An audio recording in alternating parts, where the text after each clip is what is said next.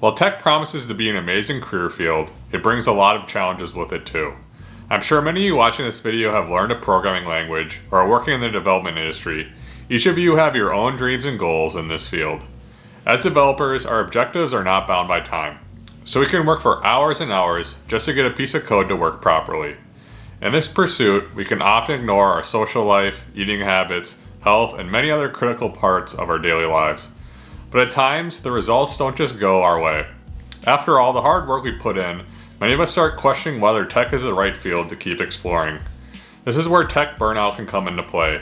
In this video, I'll talk about how you can avoid burnout and maintain a healthy attitude towards technology and development. We'll also look at some critical stats to understand where the main victims of burnouts are coming from and how you can stay clear from being one of them. So let's get started. So first, what is IT burnout? Make no mistake, but tech jobs are stressful. These are some high-pressure jobs requiring you to be on your toes at all times. Whether you are a network engineer, software developer, back-end or front-end developer, or whatever, most of us work under immense pressure in order to meet strict deadlines, working on multiple projects at one time, and to prove our capabilities to our employer. These symptoms can get so intense at times that they leave employees and tech workers with no option but to quit to avoid the stress overload. Effectively, they reach their breaking point without knowing where to go from there. Interestingly, where development has inflicted a boom in the tech industry, it has also amplified the rate of burnout and churn. Next, let's talk about tech burnout rates and stats. More importantly, burnout rates are more common than you think. Surveys suggest that 68% of tech administrators believe that their job is stressful. It's mainly because they must be available during all times, because IT problems can come up at any possible time of the day. Moreover, a good percentage of employees are forced to work overtime up to 5 hours, causing mental stress. Generally, they can work up to 12 hours and even more during a day when there's a big deadline to hit. And this pattern is consistent with nearly half the population working in the tech industry.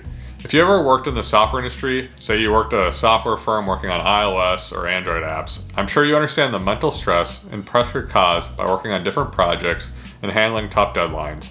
Likewise, nearly 55% of the tech industry workers are facing burnout, to the point where some of them may as well quit their job just to relieve their mental stress. As a result of these burnouts, a person feels emotionally drained and fatigued. They no longer have the will or urge to continue because the pressure is just too intense.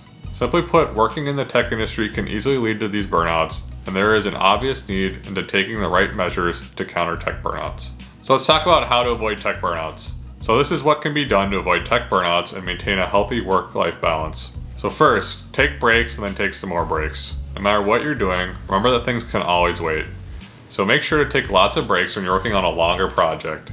These breaks could be a short 5-minute escape and even long weekend breaks. In fact, it's a great idea to take some time off or vacation during regular work days whenever you feel like you need one.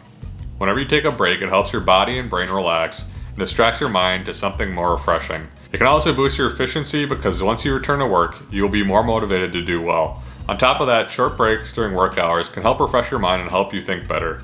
It's a good exercise for new mental energy and works in all sectors, not just tech. Next up, it's okay not to know.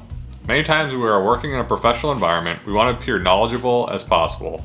So much so that we can often take up tasks where we don't know much about. This is a common problem that young professionals face because they cannot admit that their lack of knowledge of certain things. So they tend to sacrifice their daily hours working on projects they don't have expertise on, learning new skills in shorter time just to impress their employers.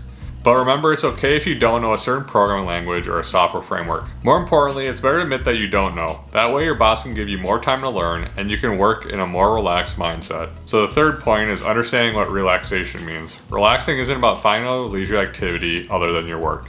Instead, it's to free your mind to do nothing. So just don't burden yourself with reading books or watching movies, or even scrolling through social media for that matter.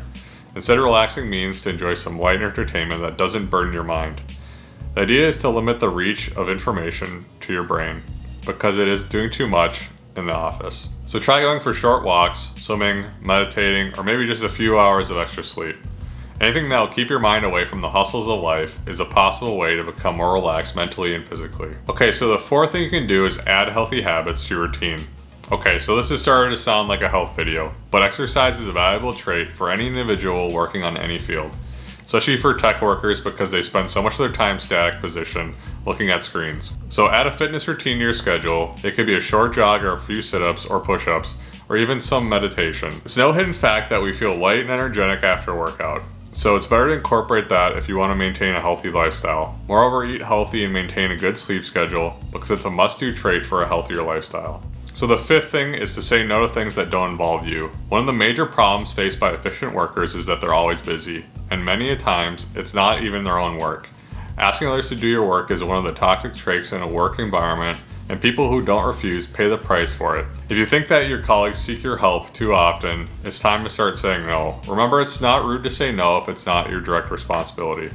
Let's face it, tech jobs are hard enough already, so why burn your mind with stuff you shouldn't be doing in the first place? Saying no means less necessary work and better chances of achieving your daily and weekly goals without experiencing too much stress. So the sixth thing, talk to your colleagues. Support and motivation from colleagues can do wonders for an employee. So if you're feeling stressed out, talk to your coworkers and share your work problems. At times, a casual conversation can refresh your mind and help you focus better on your work. Likewise, always encourage your coworkers to talk to you about their problems. This way you can avoid tech burnout and develop a healthier work relationship and environment for yourself and everyone around you.